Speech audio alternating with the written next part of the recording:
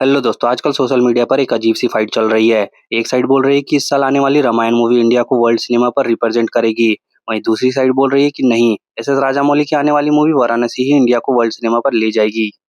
और ऑनेस्टली बोलूं तो मुझे ये कंपैरिजन बिल्कुल भी समझ नहीं आता। सबसे पहली बात, दोनों ही मूवी इंडियन सिनेमा की है और दोनों ही इसी इंटेंशन के साथ बन रही है कि वर्ल्ड लेवल पर प्रेजेंट की जा सके। तो फिर ये एक ही मूवी इंडिया को रिप्रेजेंट करेगी वाली सोच आती कहाँ से है? मैं यहाँ एक एग्जांपल देना चाहता हूँ, मार्वल का ही एग्जांपल ले लो। अगर मार्वल सिर्फ अपनी एवेंजर्स मूवी को ही वर्ल्ड सिनेमा पर रिलीज करता और आयरन मैन, कैप्टन अमेरिका जैसे इंडिविजुअल कैरेक्टर्स की मूवी सिर्फ अपने ही कंट्रीज में रिलीज करता एंड ग्लोबली उसको प्रेजेंट ना करता, तो क्या मार्वल आज इतना बड़ा ग्लोबल ब्रांड बन पाता? बिल्कुल नहीं। मार्वल आज वर्ल्ड का बिगेस्ट स्टूडियो इसलिए है क्योंकि उन्होंने एक नहीं बल्कि multiple movie, multiple characters, multiple directors के थ्रू अपने यूनिवर्स को दुनिया के सामने प्रेजेंट किया। और ये बात हमारे इंडियन सिनेमा पर भी अप्लाई होती है। कोई एक डायरेक्टर एक मूवी इंडिया को वर्ल्ड सिनेमा पर रिप्रेजेंट नहीं कर सकती। इसके लिए काफ़ी सारी मूवीज़ चाहिए डिफरेंट जॉनर्स के, डिफरेंट विजन्स के साथ।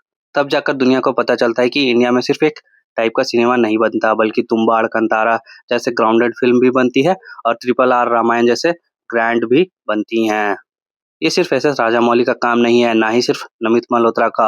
हाँ, ये बात मैं मानता हूँ कि ट्रिपल आर के थ्रू राजामौली सर ने इंडियन सिनेमा को वर्ल्ड स्टेज पर इंट्रोड्यूस किया है। और अब रामायण के थ्रू नमित मल्होत्रा वर्ल्ड को दिखा रहे हैं कि इंडियन हिस्ट्री, इंडियन स्टोरी कितनी ग्रैंड स्केल पर प्रेजेंट की जा सकती है। और रामायण का बजट देखकर ये सोचना भी गलत होगा कि ये सिर्फ इंडियन ऑडियंस के लिए बन रही है। क्लियरली ये मूवी ग्लोबल ऑडियंस को ध्यान में रखकर जा रही है। वहीं राजामौली सर के पोटेंशियल पर डिबेट करने की कोई ज़रूरत भी नहीं है। वाराणसी भी वर्ल्ड लेवल पर प्रेज़ेंट होने ही वाली है। एंड मुझे लगता है कि ये अननेसेसरी कंपैरिजन वाराणसी के टाइटल अनाउंसमेंट टीज़र के साथ स्टार्ट हुआ, जहां रामायण का एक ग्लिम्प्स दिखाया गया और लोगों ने दोनों मूवीज़ को एक ही कैटेगरी में डाल दी, जबकि सच ये है कि दोनों मूवीज़ बिल्कुल ही अलग है। वाराणसी रामायण का सिर्फ एक पार्ट लेकर उसके अराउंड एक मॉडर्न डे स्टोरी बिल्ड करेगा।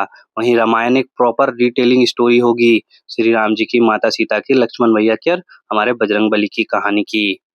तो दोनों का पर्पस, टोन और अप्रोच सब कुछ अलग है। और ऑनेस्टली इंडिया को वर्ल्ड सिनेमा में रिप्रेजेंट करने के लिए सिर्फ ये दोनों मूवी काफ़ी नहीं है, ऐसे और भी काफ़ी सारी मूवी लगेंगी। एंड मुझे पर्सनली टॉक्सिक से भी काफ़ी होप थी, क्योंकि यश के इंटरव्यूज़ देखकर लगता था कि वो केजीएफ के बाद स्क्रिप्ट काफ़ी सोच समझ कर चूज़ कर रहे हैं। हाँ, टीज़र देखकर थोड़ा एक्सपेक्टेशंस कम है, लेकिन फिर भी एक होप है कि चलो ठीक है, कुछ ना कुछ तो हमें देखने को मिल सकता है, जो कि वर्ल्ड सिनेमा को थिएटर कर पाए।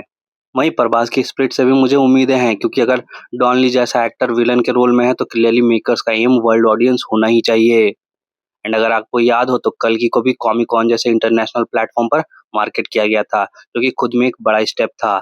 तो बॉटम लाइन ये है दोस्तों कि इंडिया को वर्ल्ड सिनेमा पे रिप्रेजेंट करने के लिए ना सिर्फ एक राजामौली काफ़ी है, ना ही सिर्फ एक नमित मल्होत्रा।